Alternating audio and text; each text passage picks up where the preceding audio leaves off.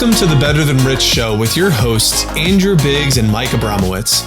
The Better Than Rich Show helps ambitious leaders who are on a mission to leave the world better than they found it, change their perspective on what's important, increase their income and impact, and systemize their life and business. If you've ever struggled with finding your purpose, have felt disconnected or distracted, or found yourself going through the motions, this show will remind you that what you do matters and will re-inspire you to chase your highest dreams. It's time for you to become better than rich.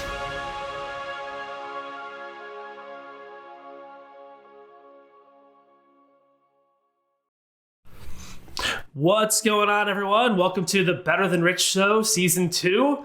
I'm your host, Andrew Biggs, and I'm here with my special co-host, Mike Abramowitz. Mike, how you doing today? I'm ready, man. We're actually live, 2022. This is exciting versus recording in 2020 and then launching it and releasing it in 2021. And, a year later, things have gone down, but I'm excited that we're here. Season 2 is ready to roll. Absolutely. And what Mike's alluding to, if you've been listening to our previous episodes, a lot of those were recorded way back in the fall of 2020.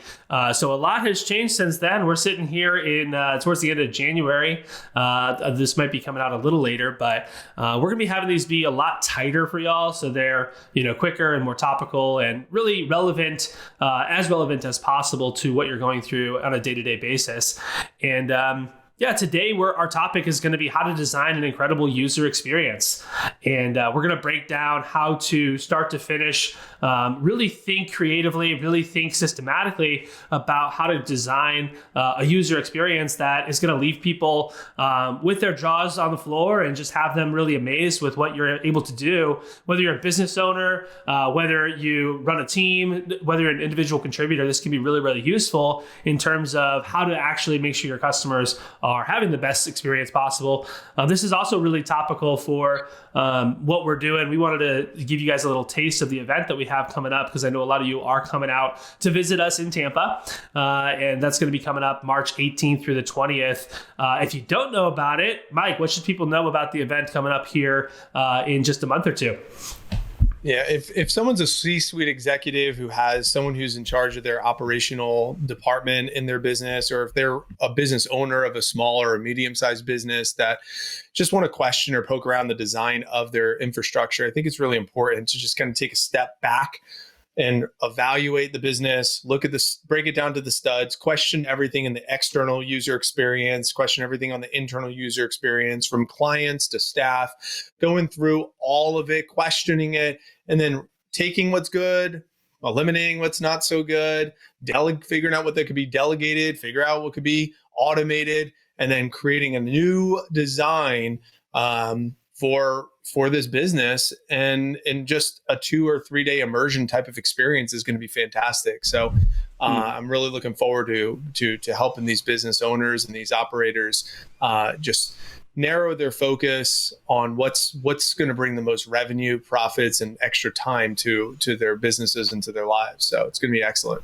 Absolutely. And I'll just kind of tack on, I think even if you are, maybe you lead a sales team, but you're part of a larger organization, anybody who has some creative control and creative license inside your business, this is the event for you. It really is going to be an incredible life-changing experience. We just put on an incredible experience in Mexico. If you haven't checked out the video on that, make sure you hit the website. But go to betterthanrich.com/business leadership mastery, and you will go ahead and be able to see exactly what's going on there. You can check out what we got going on. But anyways, let's dive into today's topic, and it's all about how to design an incredible user experience, which, when I think about big picture, what we're trying to think here is what are the stages of a customer's life in terms of their experience with your company, with your organization, or with your sales team? And then how do we actually really be intentional about how they're experiencing your company?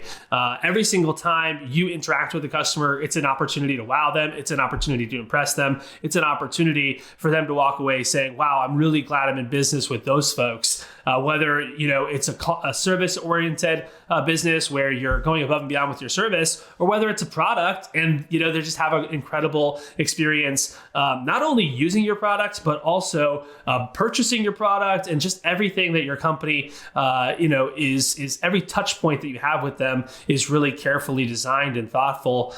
So Mike, when you think about how to design an incredible user experience, I'm curious, where do you begin? And kick us off here with some frames and just some intentional thinking around how to design a great user experience.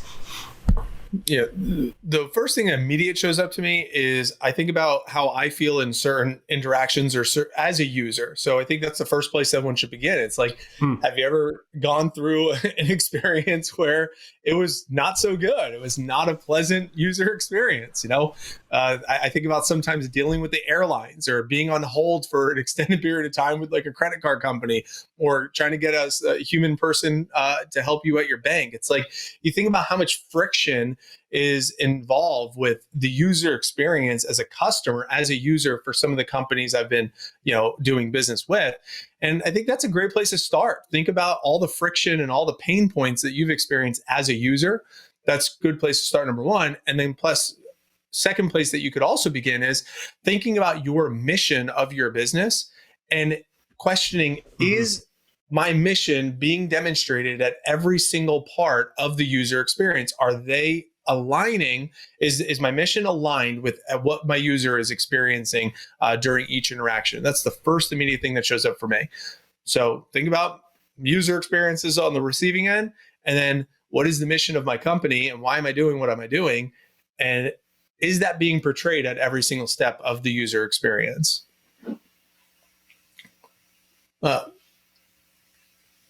Right. What's interesting about mission is we all have this shared mission that we share with our company, right? Internally, maybe we say that our mission is this. Maybe even externally, we say, Better Than Rich is here to help the next generation of leaders through wisdom, leadership, et cetera, to develop their skills, discover their purpose, and help them, deepen their wisdom to change the world. We can name our company's mission, but the question really is is that mission being felt on a daily basis? Is that mission, when the customer actually interacts with you, is it felt? And let's just be real, and you may not even realize how many times a customer can interact with you, but there's a lot of different places where a customer can interact with you. They can interact with you on your website. They can interact with you on social media. They can interact with you by reaching out to customer service, maybe trying to find your phone number on Google. Maybe they're going to reach out to a salesperson, and what's that interaction like? What about the drip campaigns in your marketing? What are they experiencing there? Are they getting a taste? Are they getting a flavor of what your company stands for every single interaction that they have with your company, and every single time that there's a touch from your sales team, marketing team, customer service team, fulfillment team, no matter what it is, who's actually engaging with your prospects, with your clients, we want to make sure that they have a consistent experience, and a consistent experience that is also in alignment with what it is that your mission is, right? So, I really like that. And, I'm sure that every time you have a bad experience with a credit card company or an airline, the reality is that that's not what they want, right? And it's not what their stated goal would be. But why does that happen? Why does a company give a user experience that maybe is suboptimal? Let me ask you that. What are your thoughts on why you think companies oftentimes fail with creating a wow experience for their prospects and clients? I see it all the time looking on the sidelines. It's because the higher ups forget what it's like being the brand new user. They're thinking from the lens of the top, from being at the top, versus going through the actual experience. That's why I really like that show, Undercover Boss. It's a good one. Yeah, Boss I love it. It's a great show because it's exactly that, where it's like you get into the lens of the worker and the lens of the customer, and seeing what is the communication. I know using retail as the easy example, or restaurants a really easy example, but a lot of business right now is done through email or social media or text messages, or there's some automation on how to schedule an appointment with someone. Like if I want to schedule an appointment with a massage, I'll tell you the old school way of picking up the phone to book an appointment with a massage. It's like, not that it's outdated, but it's inconvenient. There's friction. It's like, do I really want a massage? So what is the massage place you do now? It's really good. There's two ways that you could set up an appointment with the massage. You could, you go to the website, click a link, and set it up. But what I like even better is they'll send a text message once a month that's saying, hey, do you want to book your next appointment? And you respond yes or no. Yes, cool. When would you like to come in? Let us know what your availability is. We'll try to work around it. And it's very easy for the user to be able to schedule an appointment with a massage. How could we do something like that for all of our clients, or if we're a recruiting company, how can we do that for our recruits, where we make it as seamless as possible for them to be able to get on the calendar, and for us to meet them where they're at, versus what most of the owners try to do is they say they should meet us where we're at, which I don't think that's the case nowadays. I mean, because there's too much competitiveness in the marketplace where they could go somewhere else, right? We got to meet them where they're at versus trying to have them meet us where we're at. Andrew, you're muted. Right. And if you haven't really gone through this process, then you're going to be left behind by someone who has, right? And just recognize, like, there's so much innovation in the marketplace these days that the reality is you have to innovate to stay alive. So, let's talk about that. When we think about some specific things, one of the things you said was friction. I really love using that term because our job is to basically reduce friction through the process. Well, what's friction? Friction is any point where the customer is experiencing frustration, where they don't know where to go, don't know where to look, don't know where to click, don't know who to ask. Anytime there's some sort of point where they're confused or not sure what to do, or it's too laborious in general. I think about like a sign up for a free call today, and then you go to click and it's going to take me 15 minutes to fill out the questionnaire. Okay, well, that's too laborious for me and my busy lifestyle. So guess what I do? X, I'm out of the site, right? We really want to be thinking like a little bit like a tech CEO. And, when you think about how much probably data and information and, thought that has gone into this, both from a human standpoint and from an AI standpoint, into optimizing Amazon's user experience. We want to have that sort of thought process to say, how do we reduce the number of items left in the cart, so to speak, in your business? And what does that mean, an item left in the cart for your business? It could be you're a restaurateur, and every single time somebody drives by your restaurant, that's an item left in the cart. Or maybe it's somebody who picks the restaurant, just down the street, is an item left in the cart. You didn't capture that potential value. If you're somebody who's a salesperson, it's obviously somebody who didn't quite follow through all the way in the process and decided to go with you, or maybe they decided to go with one of your competitors. So reducing friction is to make it as easy as possible. So our job as business owners is to make it as easy as possible for people to do business with us. And if we're not doing that, we're going to lose to somebody who is making it easier, quite frankly.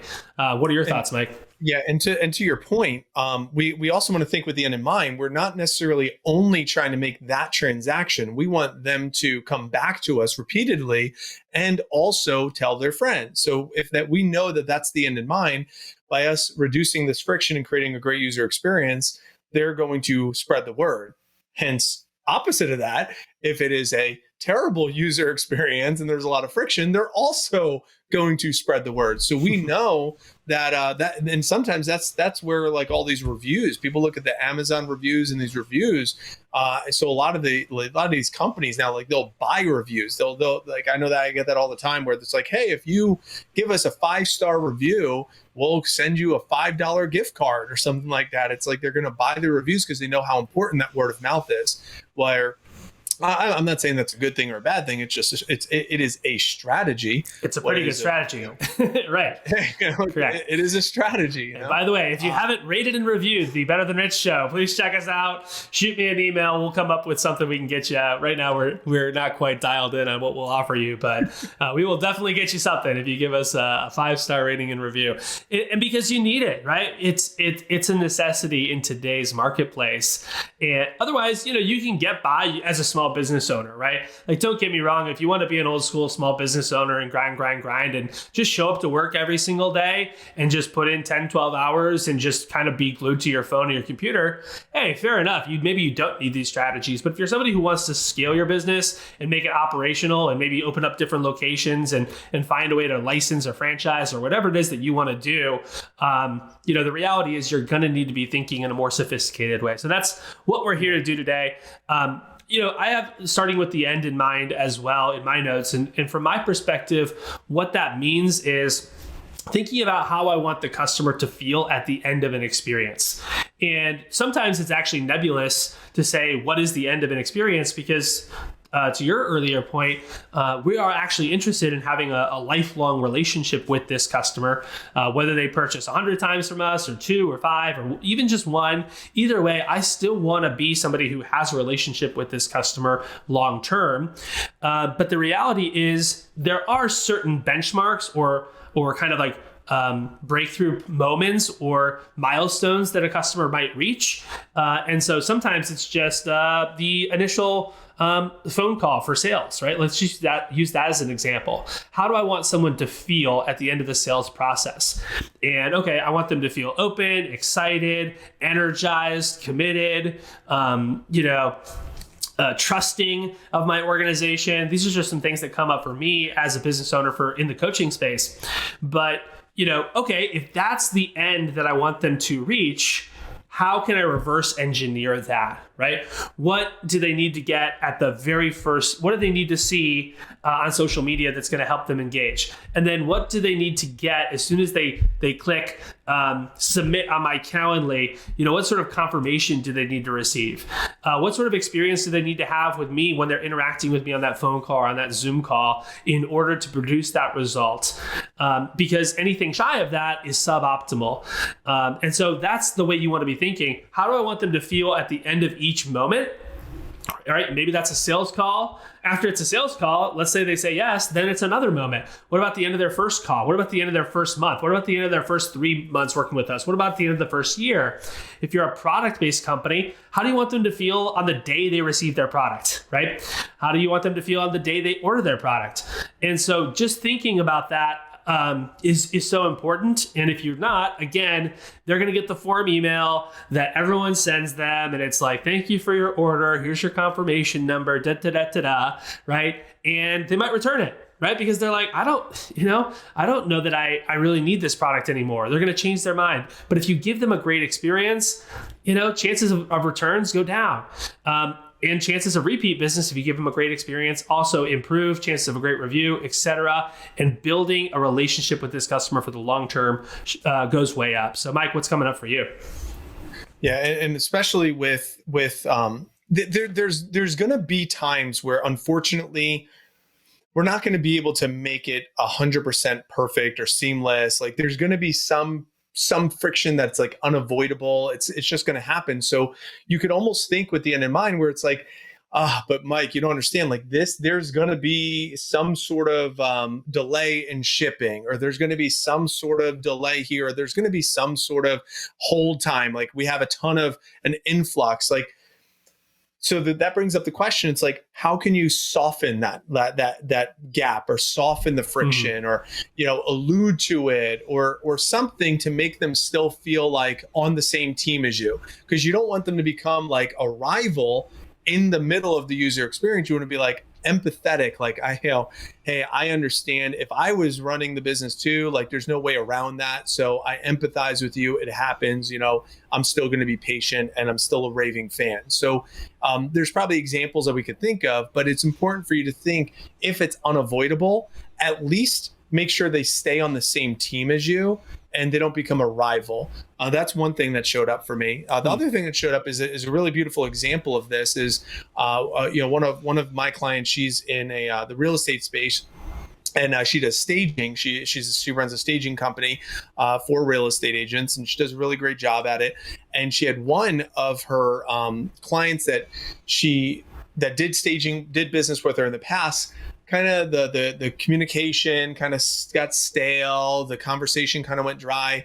So she said, how do I grab her attention again? So there's a principle called AIDA. If you ever seen Glenn Ross, it's a good sales movie, but AIDA, attention, interest, decision, action. So it's if there ever is an end in mind, it's like if there's friction, like there's no communication, there's distraction, whatever it might be, and you want to grab their attention again and create that interest. I said using the concept of giftology by John Ruhlin is a great way to grab attention. So let's grab her attention by sending her a meaningful gift.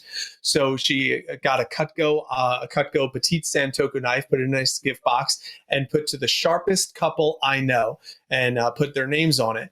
Put it in a nice gift box, sent it out, sent the white color so it stands out in their kitchen.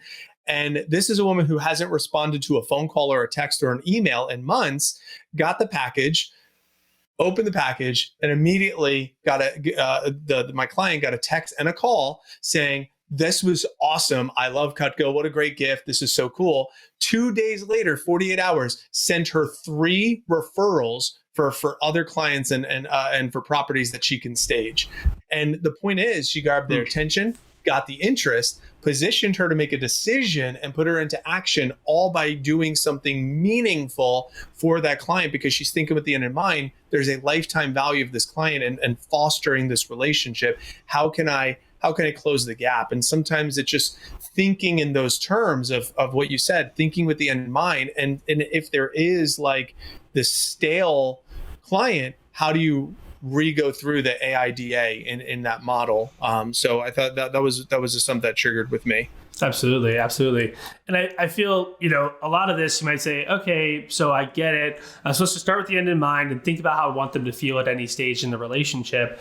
But then how do I execute something like this? And, if you haven't listened to episode 7 of the Better Than Rich Show, I definitely recommend you go back and listen to that, because we give a really kind of high level overview of what we call policies, processes, and technologies, which is our definition of a system, right? A system in a business is a series of policies, processes, and technologies that aid the business towards its organizational goals. And so what does that mean? Well, a policy is a rule, right? That's in place. A process is a series of if-then statements, and a technology typically is some sort of digital tool that helps you get leverage on your business, leverage on your time, and it gives you alerts, reports, etc. So you want to be thinking about, how can I use those 3 things, right? So the process in Mike's case, in this example with his client, it's like, if the customer has gone stale, we haven't heard from him in a while, right? Send them a gift after 3 months, or send them send them this, send them that. And maybe for you, you don't want to spend $100, $150 on a gift. Maybe you just need to buy a thank you card, right? And a $10 Starbucks gift card and send that to them. Or in my industry, I like to send books, right? Because it's like, hey, I'm in the personal growth space. Here's a book I think you would really like. And I think it would really help you given where you're at right now. And, when someone receives that, yeah, it's a little bit of a cost, but the whole point is you're building this relationship for the long term. And it's just a nice thing to do, right? And even if they never spent another dollar with you, it's still a nice thing to do. And they'll still remember the day you gave them that gift. So that's an example of a process. And then on the technology perspective, thinking about how can you automate some of these things, right? So just so that you don't have to send that confirmation email, you don't have to do everything yourself. And the truth is, there's so many tools out there these days. I see people spend tons and tons of money on a ton of different things for their business, on advertising, on social media strategy, on this, that, and the other. But sometimes they're just not spending the right $10, $20, $50, $100 a month on some sort of technology that's just going to give them all that they need. And they might get, a 40 times return every single month on using that technology. So, go back and listen to that episode for sure. Is there anything else you want to say about that, Mike? And then I'd love to transition a little bit towards using this internally, right? And what does it look like to actually use this in a context inside your organization? But what do you want to say on this topic? So when you're designing on the customer's behalf. We already mentioned that, and there's also a concept of like inventing on the customer's behalf. So when you're going through and thinking about the technologies, there's one where we'll jam on in just a moment of the internal, of making it more efficient internally, but it's also to think, hey, even if it costs the business just a little bit more money, but if we were able to invent or design or craft this on the customer's behalf to make their experience better, don't think of those as expenses. Think of them as investments, because the return that you get on that investment, again, is a repeat client or word of mouth advertising. And it's hard to quantify exactly what that is going to be long term, but it's easy to justify, especially if you have enough evidence from some of the past, whether it be inside your business or inside of other businesses. There's enough evidence to say you can never go wrong if you're inventing or designing on the customer's behalf. Absolutely. I mean, Bezos I have a clip that I show to everybody when I teach them this concept. I'll probably play it for everybody when we're in Tampa together. But he's talking at some conference, and he's talking about this concept where he says customers always want a better way, even if they don't realize it.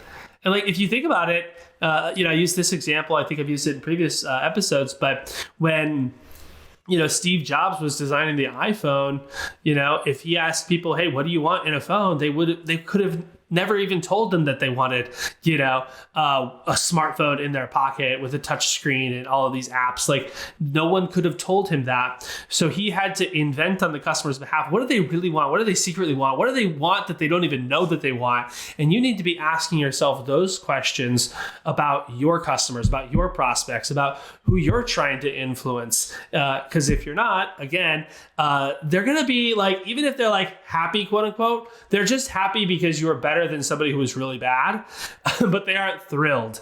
And ultimately what we want is we want to thrill them. We want them to go, this was incredible. I can't believe I only paid this much for it. Like, I can't believe, Andrew, that retreat that you sent us to was only $4,500 in Tampa. Like, it's incredible that I was able to get so much value out of this experience. That was such a steal. And so we want them to be like over the moon excited about working with us. Not like, yeah, it was pretty good. It was probably worth the money. Maybe I'll go back again. And so, this is how I like to think about it, inventing on customers' behalf. What do you think, Mike? It's great. Henry Ford said it. If I listened to the people, we'd have faster horses. There you go. Right. I love it. Well, hey, let's transition a little bit about how to actually apply this to your employees, because the reality is, the relationship with an employee influences a relationship with a customer. I ran into a business owner just the other day, sitting down at breakfast, and he owns a series of restaurants here locally. The Buttered Biscuit here, which is a great breakfast place in Northwest Arkansas. And, kind of started with one location and expanded. He's got, several locations at this point, and, really great guy. And he was just talking about how it's all about the ingredients and the people, and like the ingredients you get and understand at a nicer restaurant. But like, he really works on the internal culture and wants everybody to enjoy working there. And Stella, who was my waitress, she leans over and she goes, yeah, this is my happy place. And, she's working at a restaurant. She's kind of, in charge that day, but she comes to work every single day, pumped and excited to serve, great dishes and breakfast food and coffee to people, and to have a great relationship with them. And for her happy place to be work, how do you make that happen, right? And I think you're somebody who I've seen do this really, really well. So I want you to speak a little bit to how do you actually use these principles to make sure that your internal culture is strong and also reflective of your company's mission, and so that mission actually does seep out to the customer eventually. So that's a great question. A couple of things that immediately show up is that I want to put people in a place where they feel they're working inside of their genius. So in Stella's case, she's probably working in her genius because she's working in the front line with people. So if the manager had put Stella on admin data entry, spreadsheet stuff, even if she's working in the business and she loves the mission, loves work, but she's not working in her genius and she's not working with people, she might be miserable. And even though she might do it because that's her job and she wants to help the company, there's going to be, coming back to the word friction, there's friction with the user experience where she doesn't feel like it's meaningful work for her because it's not in her genius. So it's important for us as the owners of the organization to say, what is in these people's genius where it's going to fill them up for them to do the role, whatever it is, the role that we put them and assign them to. And then also creating boundaries within the conversation, or a frame in the conversation of speaking the unspoken, where if their genius changes, or if their role changes, or if they're not really aligned or having as much an excitement for that role, then creating space for them to speak the unspoken. And I think that's something that I've done a good job with in my staff and my organization. It's like, listen, if there's any point in time where you are not enjoying what you're doing, like, it's okay to be tough and being challenged. Like, that's a good thing. But if you're like truly disengaged, disenfranchised, like completely unplugged, not enjoying it, I want you to be able to come to me and let me know. So that way, number one, we can either make it right, or number two, we can make some changes. Because ultimately, if you're not satisfied or happy, the detriment that can create to the rest of the organization is why it's more important. It's important for you to be happy, whether that's here or not here, but we've got to make sure that you're in a good place in order for you to provide a great service to everyone else that's involved in the process. So creating that openness of dialogue. There's too many fear-based managers that say, like, they create such a large separation where their staff doesn't feel like they can come to them and ask them questions or bring things up to the table, because there's so much separation where they all know they have a link. Click this link. Anytime you need me, you click this link and get on my schedule, whether that's to celebrate something. If you want to celebrate with me, click this link. If you want to learn something, click this link. If you want to discuss enhancements of something, click this link. And obviously, we also have our staff meeting weekly where we start, stop, and keep every week. Start, stop, and keep. What do we need to start doing that's not happening? What do we need to stop doing that's not working? What do we need to keep doing that we want to continue doing well within this organization? We pair that up with what just happened, review some stats and data from the previous week. So that way we're not talking about feelings, we're talking about real results. So it's feel versus real. And that way we can bring the conversation there. And then it's like, actually, I appreciate you bringing that up. Let's jam on that one-on-one. I don't know if that's relevant to the rest of the group, but let's jam on that one-on-one. Here's my link, get on my schedule so we can talk about that one-on-one. And they appreciate this. They appreciate the openness that we could have dialogue individually, but also openly around these unspoken topics. Absolutely. So what I'm hearing you say is finding the zone of genius for a particular individual, right? And from my perspective, a lot of that has to do with personality. One of the things I like to give people is a personality test. There's a lot of them, different ones out there. My favorite is Understand Myself, and I really enjoy that. But there's others as well, right? A lot of people use CVI or different things. But when you give someone a personality test, you can kind of pair them with the role that's right for them. Obviously, in the interview process, you can also figure out the role that's right for them. But just in general, trying to find out where this person's going to be a good fit. I also think just in general, we talked about, like, how do you create an easy onboarding process for your customer, right? We want that funnel to be as frictionless as possible as people are coming into the sales process, from kind of like a cold lead to like a raving fan. We want that process to be as quick and as easy and as painless as possible. And also, we want the same thing to happen internally, right? From somebody who really has never heard about your company, but is applying, to being a raving fan who's like a champion of the culture. What's that process look like? And how do we make sure that the process from start to finish is professional, is respectful, is challenging, but also supporting, and matches the culture that you're looking to give? And so that means that they need to have a great interview process. They need that to be quick and easy and nice and fun and maybe not fun, but they need it to be easy and professional, and they need to enjoy that experience if they're going to enjoy working with you. What about the training process?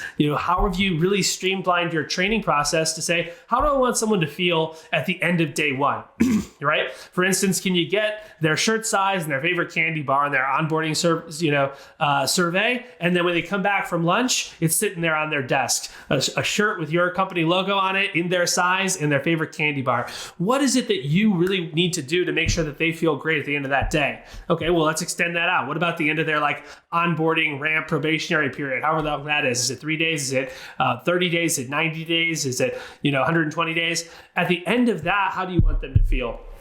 And then how do you want them to feel a year from now when they're sitting down for their first annual performance review? And what are the sorts of things you want to hear them saying about working with you, about working with the company in general? And then reverse engineering that. So these are just, again, some additional concepts about how to bring this frictionless mindset into what we're doing internally. Because if you are able to turn somebody who's never heard about your company and is just applying today into a raving fan and a champion of the culture, in 3, 6, 9, 12 months, well, that's going to do wonders for internal morale. It's going to do wonders for retention, and ultimately your customers and your end users are going to have a better experience because of that. And to our point before, repeat business, word of mouth advertising, well, eventually they might move on, especially if we're working with Gen Zers. The chance of them staying with your company for an extended period of time is very, very small chance, because they hop around, are interested in a lot of different things. It's going to be tough to kind of hold their attention. So if you know that, we'll meet the marketplace where they're at. It's cool. If you're working with Gen Zers, it's hey, I want to get an idea from you. What are all the skills that you want to learn over the course of the next couple of years of your life? Whether you're going through college, traditional education, or you're going through YouTube University, or you just want to kind of get into the workplace to, learn new things. What are the skills that you want to develop? Is it self-confidence? Is it time management? Is it goal setting? Is it communication skills? Is it money management?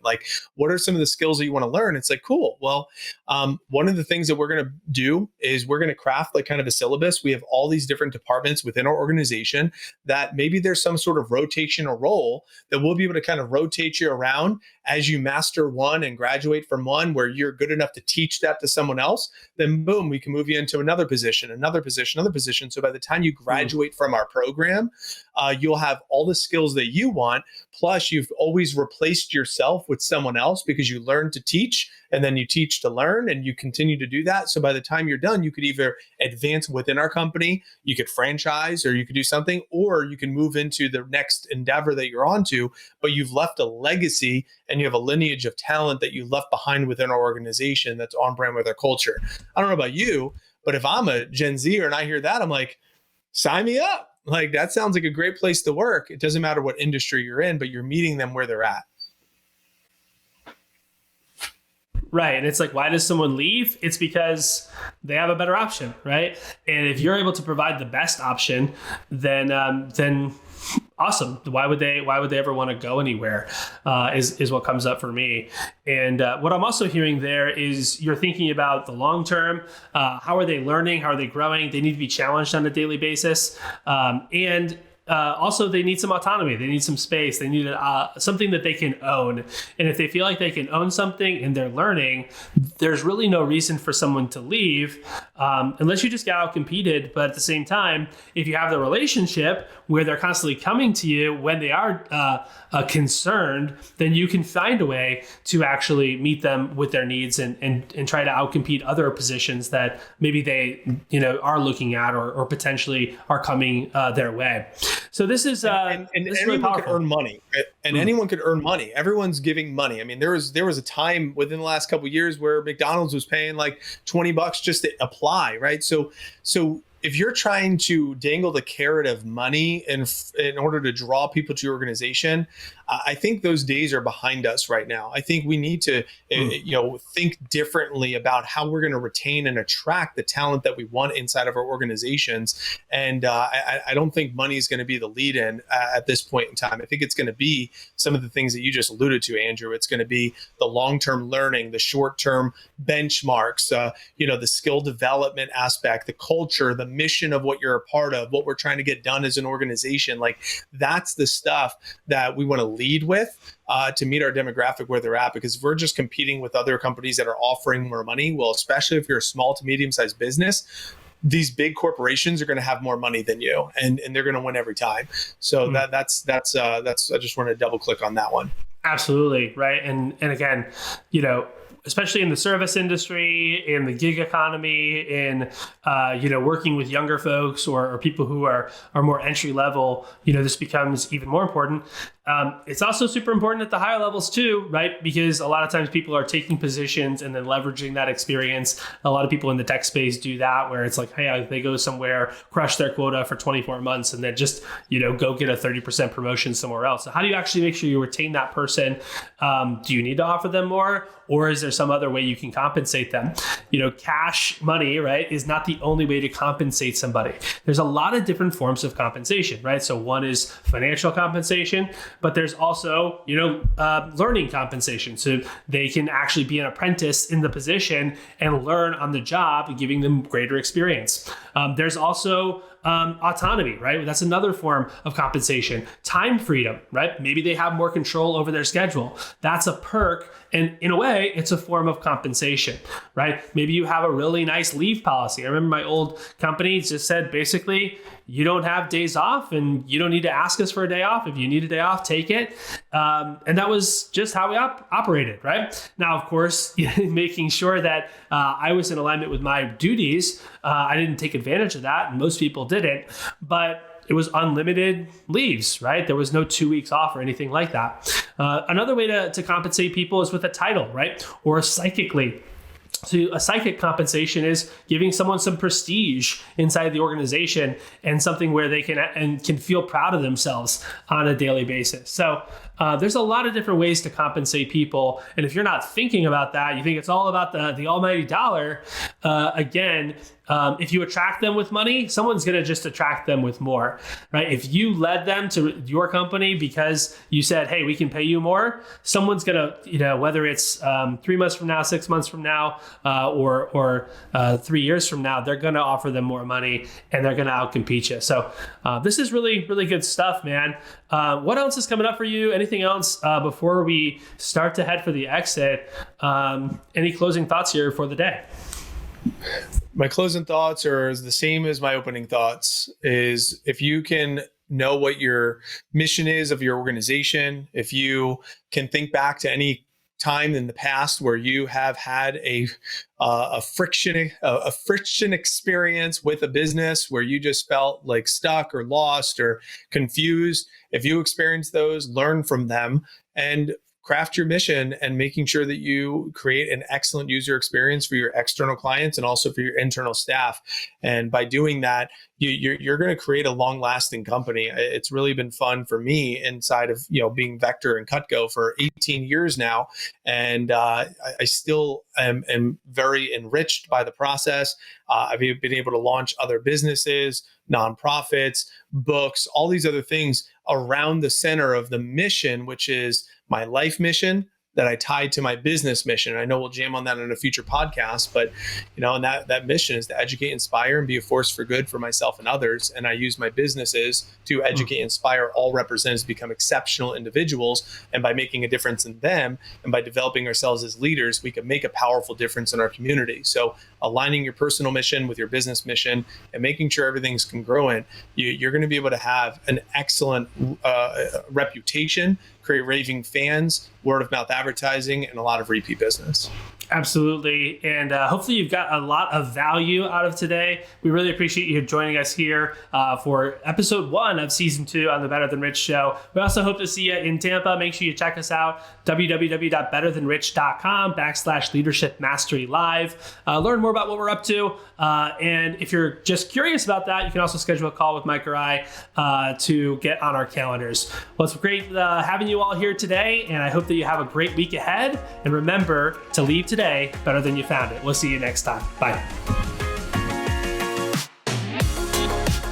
Thanks for listening. If you enjoyed this episode and you'd like to help support the show, please share it with others, post about it on social media, or leave a rating and review. To catch all the latest from us, you can follow us on Instagram at betterthan_rich and join our Facebook group at the Better Than Rich Show. Thanks again for listening. We look forward to seeing you next time. And remember, leave today better than you found it.